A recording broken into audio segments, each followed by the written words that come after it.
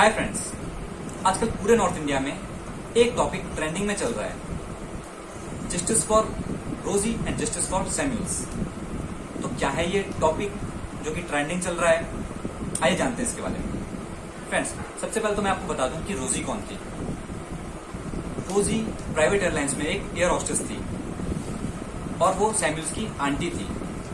24 तारीख को अचानक से रोजी की तबीयत बिगड़ती है और उसके लेफ्ट हैंड में एंड उसके लेफ्ट लेग में बहुत तेज पेन होता है। ये सब देख करके उसका बड़ा भाई एल्बर्ट उसको कोलंबिया हॉस्पिटल में लेकर के जाता है। सैमुअल्स भी उसी के साथ वहीं पर आ जाता है। अब उनके लिए ये बहुत एक्सपेंसिव था कोलंबिया हॉस्पिटल, तो वो लोग रोजी को लेकर के अल्फा हॉस्पिटल गुड़गांव में आते हैं। और गुड़गांव में जब वो उस हॉस्पिटल में पहुंचते हैं तीनों लोग, तो जो डॉक्टर्स होते हैं वो आईसीयू में भर्ती कर लेते हैं रोजी को। वो सैमुअल्स को बोलते हैं कि आप बाहर से कुछ मेडिसिन ले आइए। कुछ मेडिसिन बताई होती हैं डॉक्टर्स ने, तो सैमुअल्स को लेने के लिए बाहर चला जाता है। एल्बर्ट को भी कुछ काम होता है, वो भी कुछ काम से बाहर चला जाता है। अब थोड़ी देर बाद एल्बर्ट वापस आता है तो वो देखता है कि डॉक्टर्स और उसके असिस्टेंट मिलके रोजी को आइसक्रीम खिला रहे हैं। ये देखकर वो बहुत हैरान होता है, उसे गुस्सा आता है कि एक आईसीयू में आप एक पेशेंट को आइसक्रीम खिला रहे हो। अमूमन आईसीयू में कोई भी बाहर की चीज अंदर लाना अलाउड नहीं होता है। खाने की आप कोई भी चीज अंदर नहीं ला सकते हो। यहाँ तक कि जब भी कोई व्यक्ति अगर अंदर जाता है आईसीयू में तो अपने जूते उतारने पड़ते हैं उसको।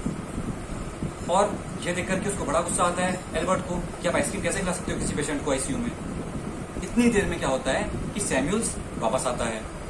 अब सैमुअल्स देखता है कि रोजी का भाई एल्बर्ट काफी गुस्से में है और उसके और डॉक्टर्स के बीच में कुछ बहस चल रही है। तो ये देख करके वो समझ जाता है कि कुछ तो गड़बड़ है। तो अब वो क्या करता है, रिकॉर्डिंग शुरू कर देता है, क्योंकि वो समझ गया है कि कुछ तो गड़बड़ है। तो वो रिकॉर्डिंग शुरू कर देता है। अब रिकॉर्डिंग करता है तो अब वो भी पूछता है, डॉक्टर से पूछता है वो कि आपने ऐसा कैसे करा, आपने उसको आइसक्रीम कैसे खिलाई। काफी पूछने के बाद भी डॉक्टर टाला मटोली कर रहे होते हैं, बात को घुमाने की कोशिश कर रहे होते हैं। तो उनके पास डॉक्टर का जवाब ही नहीं होता है, वो कुछ बोलते ही नहीं है। अब एक नर्स आती है, नर्स के हाथ में एक पेपर होता है, वो रोजी का कोई डॉक्यूमेंट होता है मेडिकल से रिलेटेड। उसमें जो भी हो मेडिकल से रिलेटेड उसका डॉक्यूमेंट होता है रोजी का। तो अब एल्बर्ट और सैमुअल्स दोनों मिलके बोलते हैं कि आप ये हमको दिखाइए, इसमें क्या लिखा हुआ है, क्योंकि वीडियो रिकॉर्डिंग हो रही है, मैं भी देखूंगा और देश की जनता भी देखेगी, क्या है दिखाइए। बहुत बोलने के बाद भी नर्स नहीं दिखाती है। काफी प्रयास करने के बाद डॉक्टर को गुस्सा आ जाता है, डॉक्टर हाथापाई को ताल हो जाता है। डॉक्टर हाथापाई करता भी है सैमुअल्स के साथ। सैमुअल्स पर इतना बोलता है कि आप डॉक्टर हो, हॉस्पिटल में आप किसी के साथ हाथापाई कर रहे हो, ये आपको शोभा नहीं देता।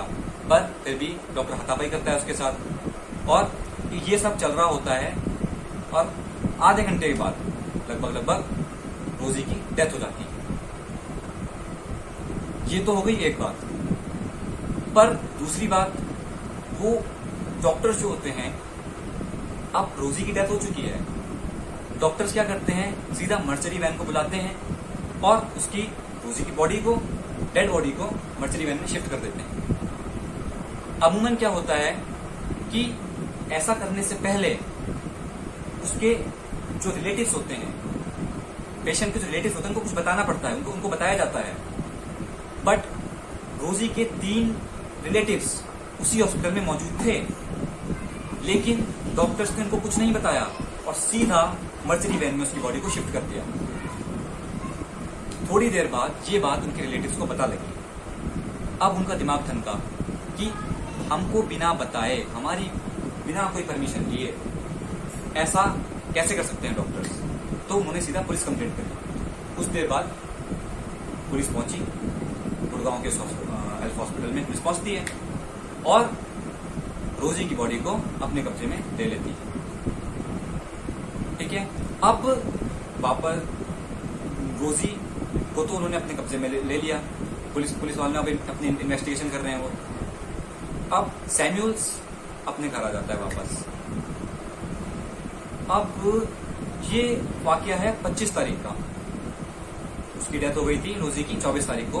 25 तारीख को क्या होता है, सुबह तड़के 5:30 बजे सैमुअल्स अपने घर फोन करता है अपने पिताजी को फोन करता है, कहता है, सारी बातें बताता है कि ऐसा ऐसा हुआ है आंटी के साथ, और अपनी सारी बातें बताता है कि हॉस्पिटल में क्या क्या हुआ है, और कि अपने लीगल तरीके से वो इसकी तह तक जाएगा, इस मुद्दे की तह तक जाएगा और आंटी को न्याय दिलाएगा। ये सारी बातें वो करता है, सारी बातें बताता है मेरे पिताजी को, और लगभग थोड़ी देर बात करके वो फोन काटता है, बस। अब क्या होता है, 1 घंटे के बाद, लगभग 1 घंटे के बाद उसके पिताजी उसको वापस से फोन करते हैं। फोन कोई नहीं उठाता है, कोई बात नहीं, पिताजी उसके आधे घंटे बाद फोन करते हैं, फिर भी कोई फोन नहीं उठाता है। ऐसे करते करते, ट्राई करते करते 2 घंटे हो जाते हैं, लगभग फोन नहीं उठाते हैं। वहां से फोन उठाया नहीं जाता है, उसके पेरेंट्स फोन कर रहे हैं उसको, बट सैमुअल फोन नहीं उठा रहा है। अब उसके पेरेंट्स को चिंता होती है कि अभी कुछ देर पहले सैमुअल बातें कर रहा था कि वो कानूनी कार्रवाई करेगा, इस मुद्दे की तह तक पहुंचेगा, लेकिन अब उसका फोन कोई नहीं उठा रहा है। रिंग जा रही है लेकिन वो फोन नहीं उठा रहा है, तो उनको चिंता होती है। अब उसके पेरेंट्स, उसके पिताजी, उसके जो सैमुअल के फ्रेंड्स थे उनको बोलते हैं कि ऐसी ऐसी बात है, वो फोन नहीं उठा रहा है, पता करा जाए भाई कहाँ है वो। अब उसके फ्रेंड्स उस तक पहुंचते हैं, और जब उस तक पहुंचते हैं तो उन्हें क्या दिखता है कि सैमुअल की बॉडी पंखे से लटकी हुई है। वो सब हैरान हो जाते हैं देख के कि माता पिता भी वहीं पे आ जाते हैं। वो बॉडी देखते हैं, अब बॉडी लटकी हुई थी, बॉडी को देखा जब उन्होंने ध्यान से, तो उनका जो सैमुअल का चेहरा था वो सूजा हुआ था, दांत टूटा हुआ था, बहुत सारे घाव के निशान थे, जैसे उसको मारा गया। चेहरे पर घाव के निशान थे, घुटनों पर घाव के निशान थे, उसकी बॉडी पर घाव के निशान थे। और अब उनके जो पेरेंट्स हैं उनको शक होता है कि अभी थोड़ी देर पहले हम जो सैमुअल था वो कानूनी कार्रवाई करने की बात कर रहा था, वो इतना साहसी रूप से बोल रहा था कि मैं आंटी को न्याय दिला करके रहूंगा, और वो सुसाइड कैसे कर सकता है। तो यहां पर लगभग ये तय हो गया कि ये सुसाइड नहीं, मर्डर था। तो फ्रेंड्स, ये था पूरा वाक्य। अब जो जस्टिस फॉर रोजी एंड जस्टिस फॉर सैमुअल्स, ये है कि जो डॉक्टर्स थे, क्या ये उनकी लापरवाही थी? अब आप लोगों का क्या कहना है इसमें? कृपया करके कमेंट बॉक्स में मुझे जरूर बताइए।